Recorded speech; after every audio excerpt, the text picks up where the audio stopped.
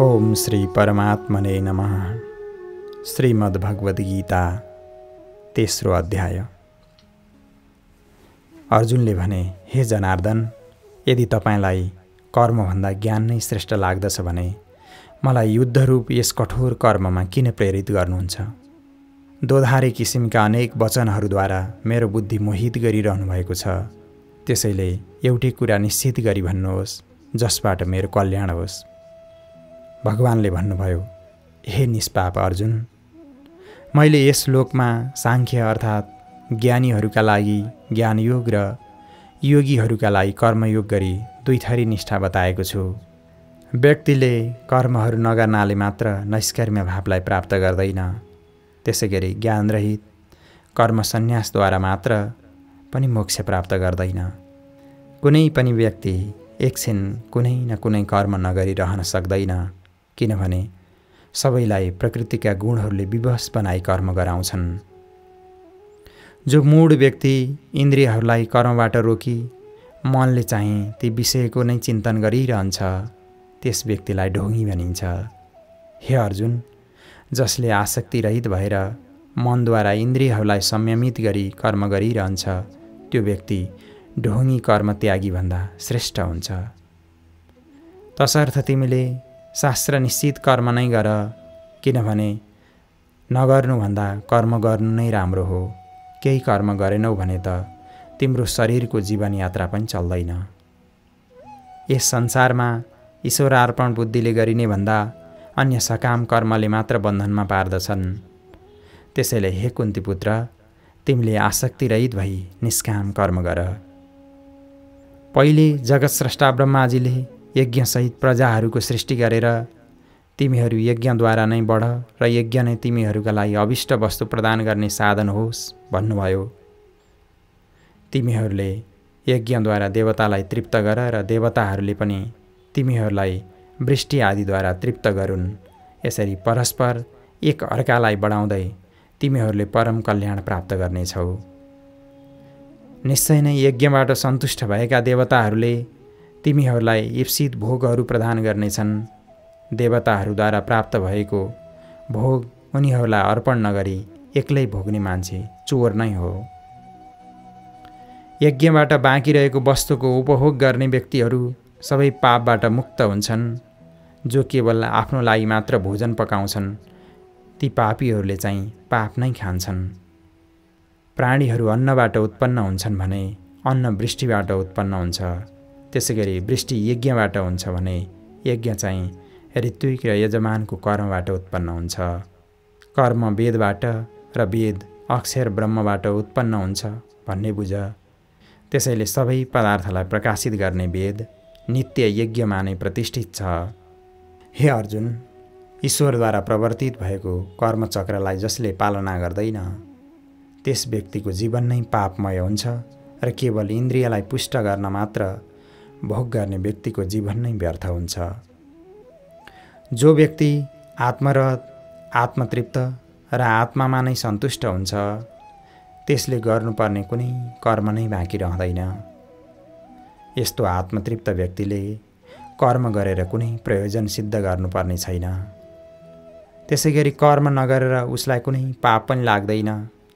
ब्रह्मादेखि तृणपर्यन्तका कुनै पनि प्राणीहरूबाट उसलाई कुनै अभिष्ट सिद्ध गर्नुपर्ने पनि छैन।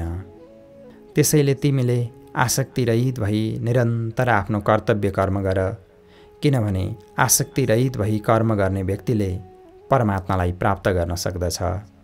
जनक आदि परम ज्ञानीहरूले पनि लोकसङ्ग्रहका लागि कर्मलाई नत्यागिकनै मोक्ष पाएका थिए। त्यसैले तिमीले पनि लोकसङ्ग्रहलाई हेर्दै कर्म गर्नु उचित छ। श्रेष्ठ व्यक्तिले जुन जुन आचरण गर्दछ, अरू सामान्य मानिसहरूले पनि त्यस्तै गर्दछन् र उसले जसलाई प्रामाणिक मान्दछ, लोकले पनि त्यसैलाई अनुसरण गर्दछ। हे पार्थ, तिनै लोकमा मैले गर्नुपर्ने कुनै कर्तव्य छैन र मसँग नभएको कुनै त्यस्तो वस्तु छैन जसलाई मैले प्राप्त गर्नुपर्ने होस्। तर पनि म आफ्नो स्वधर्मरूप कर्ममा अडिग छु। हे अर्जुन, निश्चय नै मैले एकछिन पनि आलस्य रहित भई कर्म गर्न छाडेँ भने सबै मनुष्यहरूले मेरै अनुकरण गर्नेछन्। यदि मैले आफ्नो कर्म गरिनँ भने यी सम्पूर्ण लोकहरू विनष्ट हुनेछन् र म वर्णशङ्करको रचयिता हुनेछु। त्यसबाट मैले सारा प्राणीहरूलाई नष्ट गरिदिनेछु। हे अर्जुन, कर्ममा आसक्त भएका अज्ञानीहरूले जसरी कर्म गर्दछन्, लोकसङ्ग्रहलाई जान्ने ज्ञानीले पनि आसक्तिरहित भई त्यसै गरी कर्म गरोस्। ज्ञानीले कर्ममा आसक्ति भएका अज्ञानीहरूको बुद्धिलाई विचलित नगराओस्, बरु आफैले तत्परताका साथ कर्म गरेर सबैलाई त्यसैमा प्रवृत्त गराओस्। अहङ्कारद्वारा अन्तस्करण ढाकिएको व्यक्तिले प्रकृतिका 3 गुणहरूद्वारा गरिएका कर्महरूलाई मैले नै गरेको हुँ भनी मान्दछ। गुण र कर्मको यथार्थ विभागलाई जान्ने तत्त्वज्ञानी शरीर आदिबाट स्वाभाविक कर्म भइरहँदा पनि इन्द्रियहरू विषयमा गएका हुन्, म होइन भनी त्यसमा आसक्ति गर्दैन। प्रकृतिका गुणहरूद्वारा मोहित भएका अज्ञानीहरू अनेक फल दिने सकाम कर्महरूमा लाग्दछन्। अल्पबुद्धि भएका ती मूर्खहरूलाई आत्मज्ञानीले विचलित नगराओस्। तिमीले सम्पूर्ण कर्महरूको भार म माथि राखिदेऊ र विवेक बुद्धिपूर्वक सारा शोकलाई त्यागी फलको इच्छा र ममताले रहित भई युद्धरूप स्वधर्म गर। दोष दृष्टिले रहित भएका जो श्रद्धालु मानिसहरू सधैँ मेरो यो मतको अनुसरण गर्दछन्, ती व्यक्तिहरू पनि कर्मबन्धनबाट मुक्त हुन्छन्। सबै थरी ज्ञानले रहित मूर्ख चेतनाहीन जो दोषदर्शीहरू मेरो मतलाई अनुसरण गर्दैनन्, तिनीहरूलाई नष्ट भइसकेको जान। ज्ञानी व्यक्तिहरूले पनि आफ्नो स्वभाव अनुसार नै चेष्टा गर्दछ। सम्पूर्ण प्राणीहरू आफ्नो स्वभावकै अनुसार चल्दछन्, त्यसमा कसैले रोकेर के हुन्छ र? इन्द्रियका विषयहरूमा ती इन्द्रियका राग अथवा द्वेष पहिलेदेखि नै रहेका हुन्छन्। त्यसैले तिनीहरूको वशमा पर्नु हुँदैन, किनकि राग र द्वेष नै मुमुक्षु व्यक्तिका लागि शत्रु समान हुन्। राम्रोसँग पालना गरिएको परधर्मभन्दा गुणले रहित भए तापनि स्वधर्म नै कल्याणकारक हुन्छ। बरु आफ्नो धर्ममा मर्नु श्रेय हो, तर परधर्म अत्यन्त भयावह हुन्छ। अर्जुनले भने, हे वृष्णिश्रेष्ठ, व्यक्तिले कुन कारणद्वारा प्रेरित भएर नचाहँदा नचाहँदै पनि अरूले बलपूर्वक गराए झैँ पाप कर्म गर्दछ?